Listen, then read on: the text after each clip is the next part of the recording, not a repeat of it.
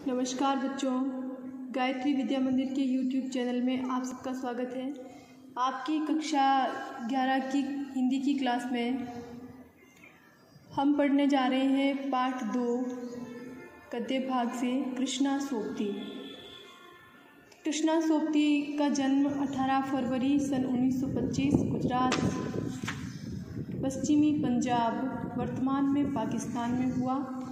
इनकी प्रमुख रचनाएं हैं ज़िंदगी नामा, दिलो दानिश, ए लड़की, समय सरगम, ये इनके उपन्यास हैं। डार से बिछुड़ी, मित्रों मरजानी, बादलों के घेरे, सूरजमुखी अंधेरे के, ये इनके कहानी संग्रह है। हम हशमत शब्दों के आलोक में, ये इनके शब्द चित्र और संस्मरण हैं। प्रमुख सम्मान इन्हें मिले: साहित्य अकादमी सम्मान, हिंदी अकादमी का शलाका सम्मान, साहित्य अकादमी की 72 सदस्यता सहित अनेक राष्ट्रीय पुरस्कार इन्हें मिले। यानी कि साहित्य अकादमी की महत्वपूर्ण सदस्यता से भी इन्हें नवाजा गया, इन्हें सदस्य बनाया गया। और इनकी मृत्यु होती है 25 जनवरी सन 2019। हिंदी कथा साहित्य में कृष्णा सोबती की विशिष्ट पहचान है। वे मानती है कि कम लिखना विशिष्ट लिखना है, यानी कि बहुत अधिक लिखने की बजाय कम लिखना, किंतु वो श्रेष्ठ लिखना, अधिक श्रेष्ठ वो मानती है। यही कारण है कि उनके संयमित लेखन और साफ सुथरी रचनात्मकता ने अपना एक नित्य नया पाठक वर्ग बनाया है। नित्य नया यानी कि पाठक जुड़ते जाते हैं उनसे। उनके कई उपन्यासों, लंबी कहानियों और संस्मरणों ने हिंदी के साहित्यिक संसार में अपनी दीर्घजीवी उपस्थिति सुनिश्चित की है। उन्होंने हिंदी साहित्य को कई ऐसे यादगार चरित्र दिए हैं जिन्हें अमर कहा जा सकता है, जैसे मित्रों, शाहनी, हशमत आदि। भारत पाकिस्तान पर जिन लेखकों ने हिंदी में कालजयी रचनाएं लिखी, कालजयी अर्थात जिनको समय प्रभावित नहीं कर सका, यानी बहुत अधिक समय पूर्व लिखी गई रचनाएं आज भी लोग उतने ही प्रभाव से, उतने ही चाव से पढ़ते हैं, उन्हें कहते हैं कालजयी रचना।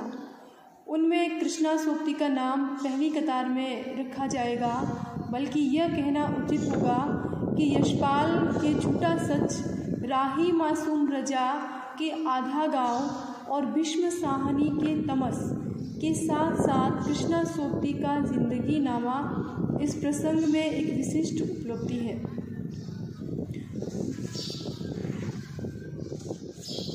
यहाँ हमारे पाठ्यक्रम में जो इनकी रचना ली है संस्मरण है।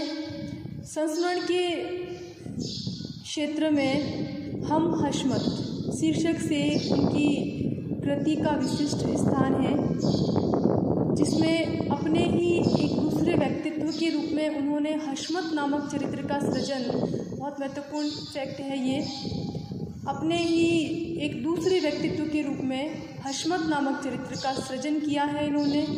और उसका एक अद्भुत प्रयोग का उदाहरण इन्होंने प्रस्तुत किया। कृष्णा जी के भाषिक प्रयोग में भी विविधता है। भाषिक प्रयोग यानी कि इन्होंने अनेक भाषाओं का प्रयोग किया। उन्होंने हिंदी की कथा भाषा को एक विलक्षण ताजगी दी है। संस्कृत निष्ठ तत्समता, उर्दू का बांकपन, पंजाबी की जिंदा दिली, ये सब एक साथ उनकी रचनाओं में मौजूद है। मियाँ नसीरुद्दीन हम जो पढ़ेंगे यहाँ उसके विषय में बात। मियाँ नसीरुद्दीन शब्द चित्र है, बिल्कुल हम हशमत नामक संग्रह से लिया गया है। और इसमें है क्या, देखें इस संस्मरण में, शब्द चित्र में खानदानी नानबाई अर्थात खाना बनाने वाला, रसोइया जिसे हम कहते हैं, खानदानी नानबाई मियाँ नसीरुद्दीन के व्यक्तित्व, रुचियों और स्वभाव का लेखिका ने शब्द चित्र खींचा है। यानी कि हमारी आंखों के समक्ष मानो मियाँ नसीरुद्दीन का व्यक्तित्व उभरने लगता है। मियाँ नसीरुद्दीन अपने मसीहाई अंदाज से रोटी पकाने की कला और उसमें अपने ख़ानदानी महारत को बताते हैं कि भाई मेरे पास जो ये रोटियां बनाने की कला है वो मेरी ख़ानदानी महारत है, यानी कि मेरे ख़ानदान से मुझे विरासत में मिली हुई ये कला है, कुशलता है। वे ऐसे इंसान का भी प्रतिनिधित्व करते हैं जो अपने पेशे को कला का दर्जा देते हैं, यानी कि ऐसे भी बहुत से लोग होते हैं जो पेशा अपनाए हुए होते हैं, जो व्यवसाय करते हैं, उस व्यवसाय को अपनी कला बताते हैं। उन लोगों में से एक है मियाँ नसीरुद्दीन, और करके सीखने को ही वे असली हुनर मानते हैं। तो आइए शुरू करते हैं हम शब्द चित्र मियाँ नसीरुद्दीन। बहुत ही दिलचस्प शब्द चित्र है ये कृष्णा सोबती का। मियाँ नसीरुद्दीन मुख्य पात्र है इस शब्द चित्र का स्वयं मियाँ नसीरुद्दीन।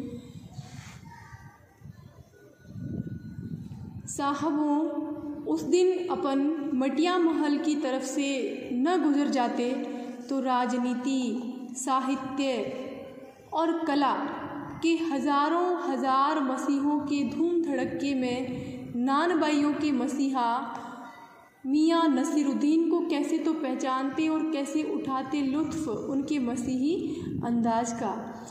लेखिका कहती है कि हम उस दिन जिस मटिया महल की तरफ गए थे, वहाँ मटिया महल जाकर के मियाँ नसीरुद्दीन से मिले, तो मियाँ नसीरुद्दीन से मिलकर के उन्हें ऐसा लगा कि यदि आज इधर नहीं आते तो हम नानबाइयों के मसीहा से कभी मिल नहीं पाते। नानबाई जो है वो विभिन्न प्रकार की रोटियां बनाने की कला को जानने वाला जो व्यक्ति है उसे नानबाई कहा जाता है, और ये मियाँ नसीरुद्दीन जो है मानो सारे नानबाइयों के मसीहा है।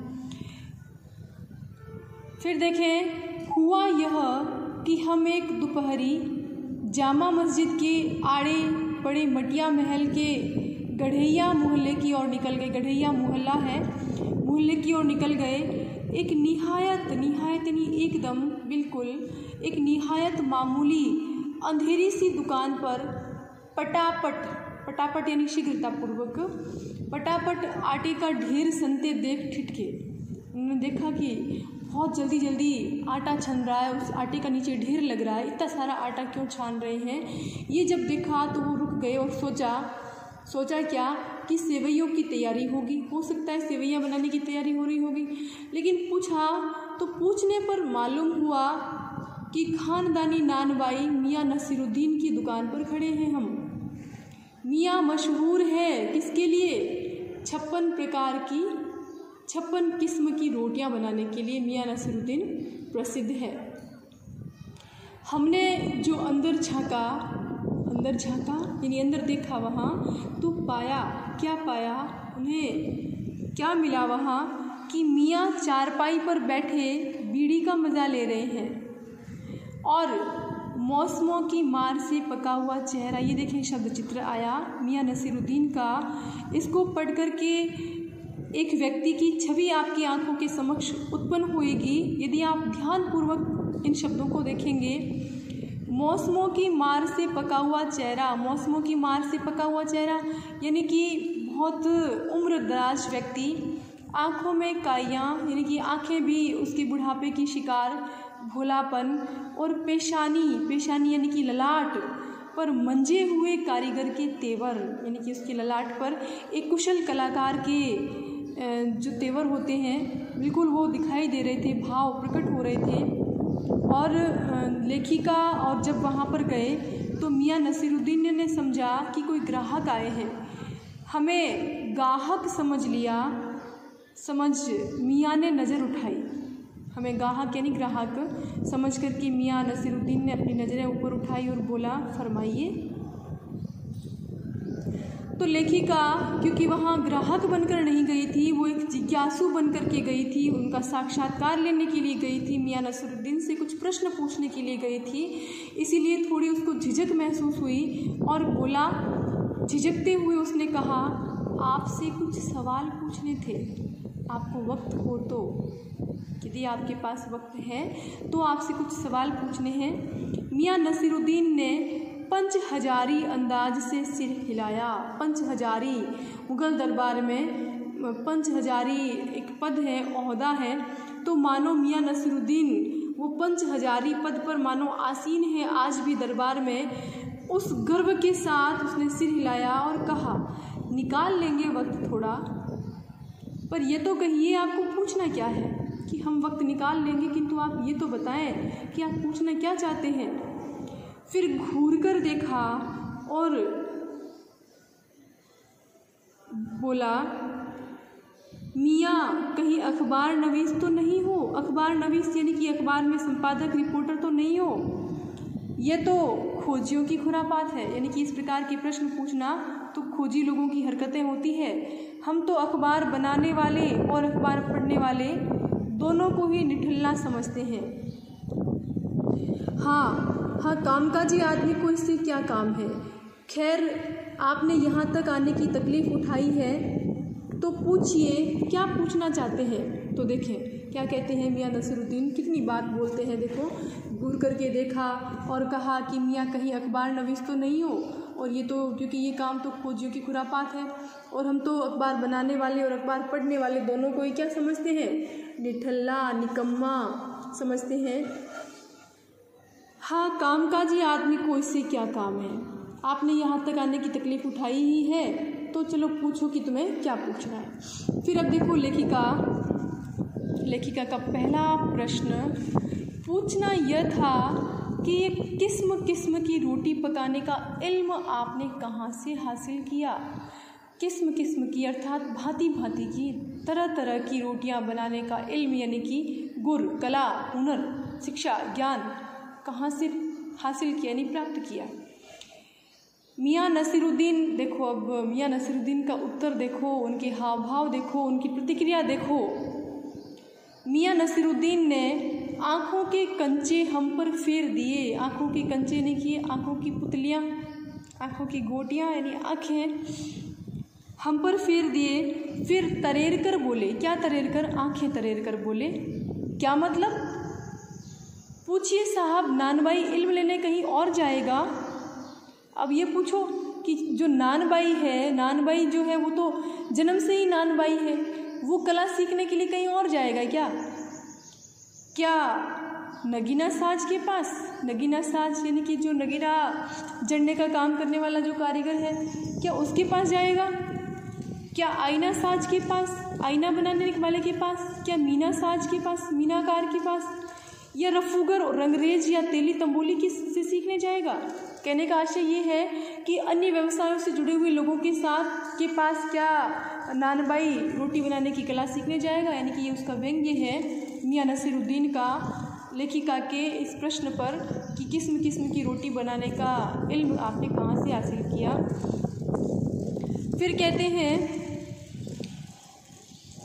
क्या फरमा दिया साहब, ये तो हमारा ख़ानदानी पेशा ठहरा। ये आपने क्या फरमा दिया? यानी ये तो हमारा ख़ानदानी पेशा है, तो हमें तो सारा इल्म जन्म से ही आता है, यानी सारी कला हमें आती है। इल्म की बात पूछिए तो जो कुछ भी सीखा अपने वालिद यानी अपने पिता उस्ताद से ही, यानी कि अपने पिता से ही सीखा। मतलब ये कि हम घर से न निकले कि कोई पेशा अख्तियार करेंगे। क्या कहते हैं मियाँ नसीरुद्दीन कि हम इस बात के लिए ये सोच कर कि हम कभी घर से बाहर नहीं निकले कि हम कुछ पेशा तय करते हैं, कुछ काम धंधा ढूंढते हैं, इसके लिए हम कभी घर से बाहर नहीं निकले। बाप दादा का हुनर था, यानी कि तो हमारा ख़ानदानी पेशा, ख़ानदानी कला है, वही उनसे पाया, यानी कि हमारे बाप दादों का हुनर था और वही हमें उनसे मिला है।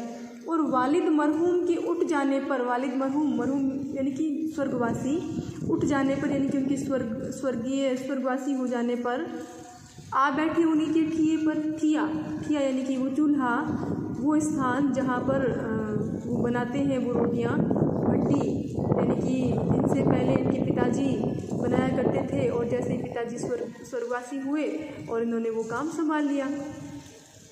तो लेखिका ने पूछा आगे, आपके वालिद यानी आपके पिता मियाँ नसीरुद्दीन की आंखें लम्हा भर को यानी क्षण भर को किसी भट्टी में गुम हो गई। भट्टी इसलिए क्योंकि भट्टी के आसपास ही उनका जीवन व्यतीत होता है।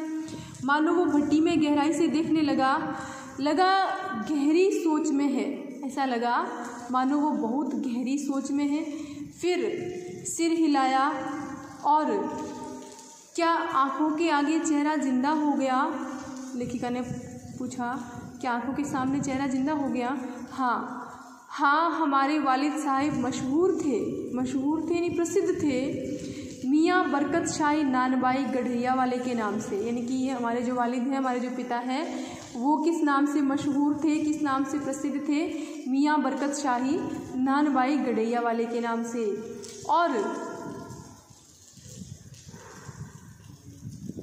और उनके वालिद यानी कि हमारे दादा साहिब थे आला नानबाई मियाँ कल्लन, ये हमारे दादा थे। तो लेखिका फिर पूछती है कि आपको इन दोनों में से किसी की कोई भी नसीहत याद हो? यानी कि ये दोनों आपके पिताजी और आपके दादाजी दोनों में से कभी आपको किसी ने शिक्षा दी हो, ऐसा कुछ याद आपको आ रहा है क्या? तो मियाँ नसीरुद्दीन कहते हैं, नसीहत काहे की मियाँ, काम करने से आता है, नसीहत से नहीं। यानी कि काम जो है वो तो जब हम काम करेंगे तो काम सीखेंगे, किसी की शिक्षा या सलाह देने से काम नहीं सीखा जाता। नसीहत काहे की मियाँ, काम करने से आता है, नसीहतों से नहीं। हाँ, तो फिर लेखिका कहती बजा फरमाया है, बजा फरमाया यानी कि ठीक फरमाया है, अच्छा कहा है, ठीक कहा है, उचित कहा है। पर यह तो बताइए कि जब आप यानी कि हमने भट्टी की तरफ इशारा किया, जब आप इस काम पर लगे, किस काम पर? भट्टी की तरफ इशारा किया, मतलब ये भांति भांति की रोटियां बनाने वाले इस काम पर लगे, तो वालिद साहिब ने सीख के तौर पर कुछ तो कहा होगा आपको। यानी कि जब पहली बार आप इस भट्टी पर आए काम करने के लिए, काम शुरू करने के लिए, तब आपके पिताजी ने कुछ तो शिक्षा आपको दी होगी, नसीहत दी होगी। तो नसीरुद्दीन साहिब ने जल्दी 2-3 कश खींचे। किस चीज़ की? बीड़ी पी रहे थे। फिर गला साफ किया और बड़े अंदाज से बोले, अगर आपको कुछ कहलवाना ही है तो बताए देते हैं। यदि आप कुछ सुनना ही चाहती है, कहलवाना ही चाहती है, तो चलो हम बता देते हैं आपको कि आप जानो, जब बच्चा उस्ताद के यहाँ पढ़ने बैठता है, उस्ताद यानी शिक्षक के पास पढ़ने बैठता है, तो उस्ताद कहता है कि अलिफ, बच्चा कहता है अलिफ, कह बे, बच्चा कहता है बे, बच्चा कहता है बे, कह जीम, बच्चा कहता है जीम। कहने का मतलब ये है कि उसका उस्ताद जो आगे करने को कहता है वही बच्चा करता है।